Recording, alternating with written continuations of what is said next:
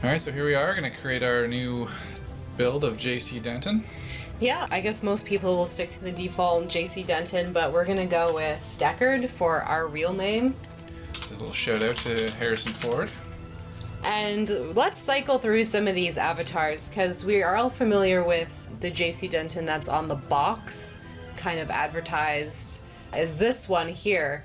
But there's also Black JC Denton, Brown JC Denton, Ginger JC Denton, and then Albino JC Denton, which I guess that's like Rutger Hauer right there. It's true. That is basically who that is. But I think we're going to go with Black JC Denton, and the appearance actually matters a bit.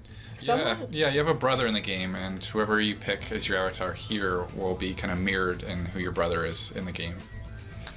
Yep, and so we'll see how that works out. Now we have to pick our skills, and there's a bit to talk about with the skill points here, I think. Yeah, this is a classic RPG setup where you have to spend points on things that you have no idea what they do or how useful they're going to be. It's great for that. But one thing I really do like here, and you don't actually know this up front, is that in this game, unlike most other games, your aiming is actually tied to your weapon skill. So for something like the pistol, if you have a really low skill in that, the aiming crosshairs will actually just meander around the screen, and it's really next to impossible to actually effectively use a pistol.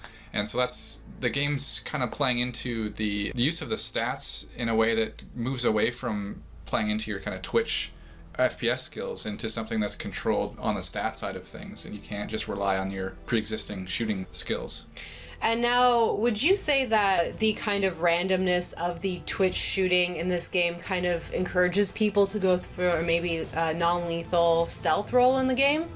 Yeah, no, I think that's a great question. So when Warren Spector talks about this game, he talks about trying to build something that can appeal to a bunch of different play styles. So his kind of philosophy going into building Deus Ex was, if you want to be the run and gun type, then build your character that way and play that way. But if you want to be non-confrontational, be non-lethal, you want to be a conversationalist or a hacker, then they really wanted to design the game to play into the strengths of that play style. And it's something that's often said a lot in gaming PR, but it's very rarely kind of executed throughout the game. But I feel like more than most other games, Deus Ex followed through on that. So from beginning to end, depending on how you build your character, it really determines how you interact with that world. So, if you want to do the stealth playthrough, then that's going to be something you have to build your character to perform, and then vice versa. So I don't think it's weighted one way or the other, but it's definitely plays to your strengths as a player and what you're bringing into it.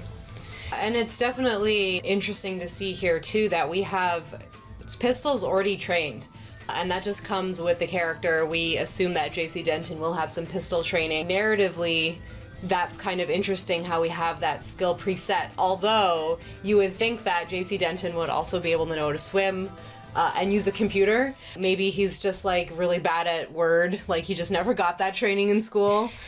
Back in the day when knowing Word was this huge asset that not everybody knew how to do, I guess. It's true. His typing skills are not great. No, there's no AUG for that, apparently.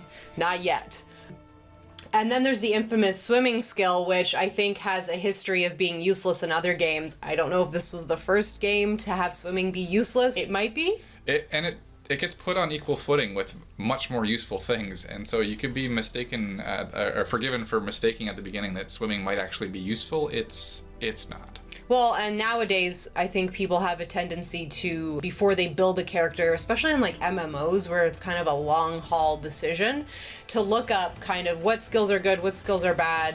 There's always going to be some sort of meta in these RPGs where one skill is definitely going to be better than another, but in 2000, that was less prominent. You wouldn't be able to just quickly Google, is swimming bad, or whatever, or like optimal Deus Ex build like you can nowadays. Yep. And the environmental training, not really useful either. So we're gonna probably give JC some computer skills, upgrade that. Yeah, we're gonna give him the Microsoft Office build. Yeah, he's just basically trained in computers, so he can turn it on. Yep. And then electronics, which is separate from computer. Lockpicking, I think? Yeah. We decided? Yeah, I think we want to be able to get as many places as we can, and that's mainly your computers which is hacking into people's email, basically. Electronics is really controlling camera systems and different electronic interfaces, and then lockpicking is just what it sounds like. It's picking locks. And you can see, if you scroll down, like, eventually what the final result of that path is, which is nice to see in advance. It's just really hard to contextualize, though. Yeah. Too. Like, is hacking an ATM really that useful? It can be, actually. If you need money, it's a great way to do it.